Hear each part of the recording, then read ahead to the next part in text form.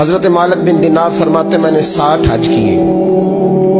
ایک حج کے موقع پر میں نے بڑا رش دیکھا, لاکھوں کا اجتماع ہوا.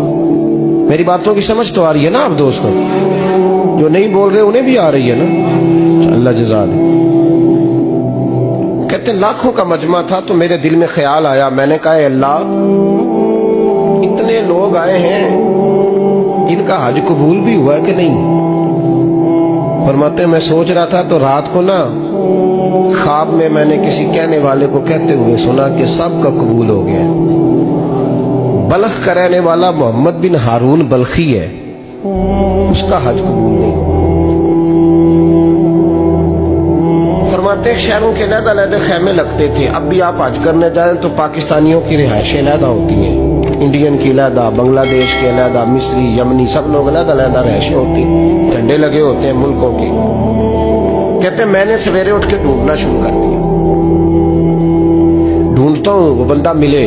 کہتے ہیں جہاں بلخ شہر کے لوگ رہتے تھے وہاں چلا گیا تو میں نے لوگوں سے پوچھا تم میں محمد بن ہارون بلخی کون ہے؟ لوگ کہنے لگے وہ تو بڑا نیک آدمی ہے, پرہیزگار ہے, بڑے بولے بالے, بڑے اللہ والے, ریاض آپ کو بس ہم ہی جانتے ہیں, وہ تو بڑا نیک ہے, پرہیزگار آدمی.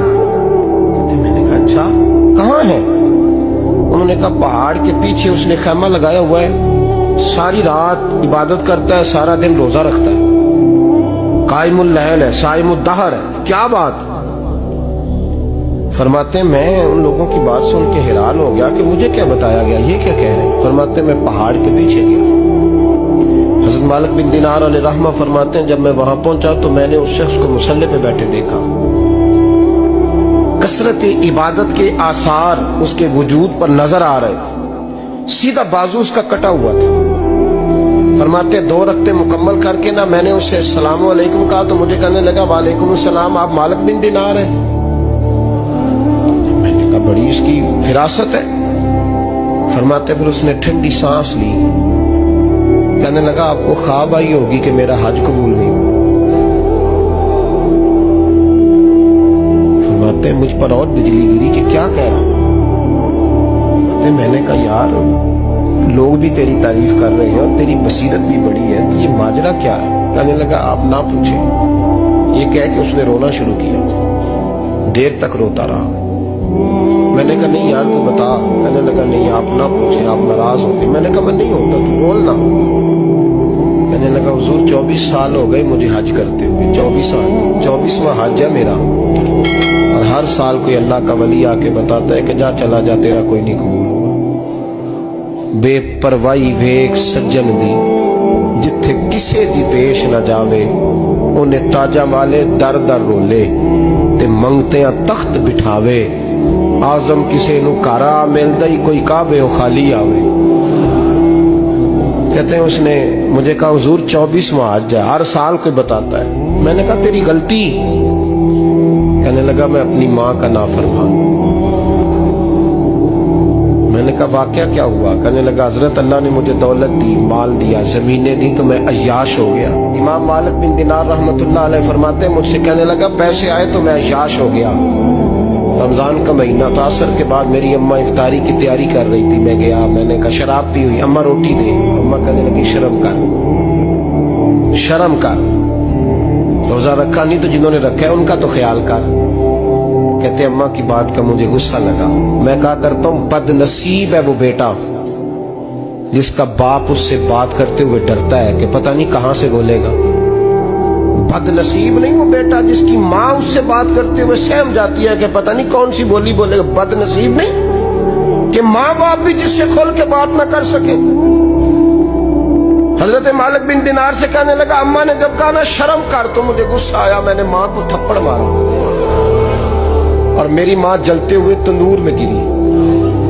لوگوں نے مجھے پکڑ کے اندر بند کر دیا کمرے میں.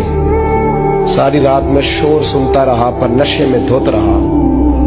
سویرے آنکھ کھلی تو میری بیوی بیگ باندھ رہی تھی. میں نے کہا کہاں جا رہی ہو؟ کہنے لگی جو ماں کا نہیں بنا میرا کیسے بنے گا. میں نے کہا میری اماں کا وہ تو لوگوں نے رات کو ہی دفن کر دی جنازہ پڑھ کے.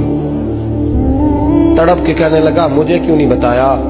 تو کہتے ہیں لوگ کہنے لگے تیری مرتی ہوئی ماں کہہ گئی تھی اسے میرا منہ نہ دیکھنے دینا. जनाजे के करीब ना आए। हजरत मालिक बिन दिनार फरमाते हैं, जब उसने ये बात सुनाई तो मैंने भी उसके मुंह पे थप्पड़ मारा।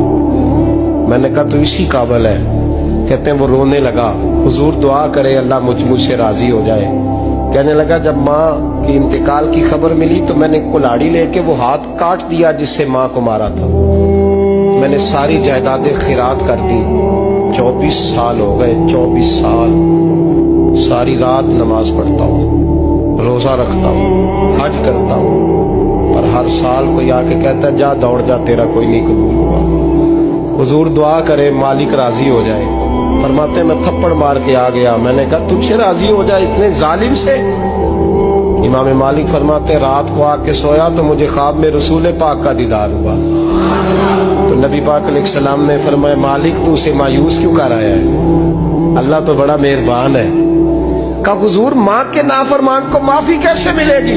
तो इमाम मालिक फरमाने लगे नबी करीम ने फरमाया जा उसे जाके बता दे तुझे कयामत में तेरी माँ की वजह से बख्श दिया जाएगा। कहा हुजूर अम्मा की वजह से किस तरह?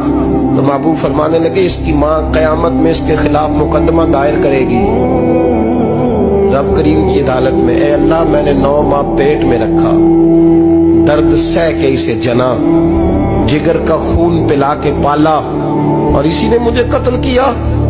रब करीम इसकी माँ का मुकदमा सुन के कहेगा उठाओ इसको दोज़ख में फेंको, इसने माँ जलाई थी इसे भी जलाओ।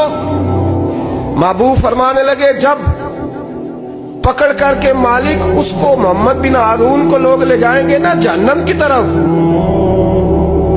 अभी फरिश्ते घसीटेंगे ही तो पलट के फिर अम्मा की तरफ देखेगा और दूसरी दफा फिर घसीटेंगे तो पलट के देखेगा और तीसरी दफा फिर पलट के कहेगा अम्मा ये मुझे जलाने लगे, अम्मा ये जहन्नम में फेंकने लगे। मेरे हबीब फरमाने लगे वो जल के मरने वाली माँ वहां भी बोल पड़ेगी, कहेगी या अल्लाह चल मैंने माफ किया तू भी माफ कर।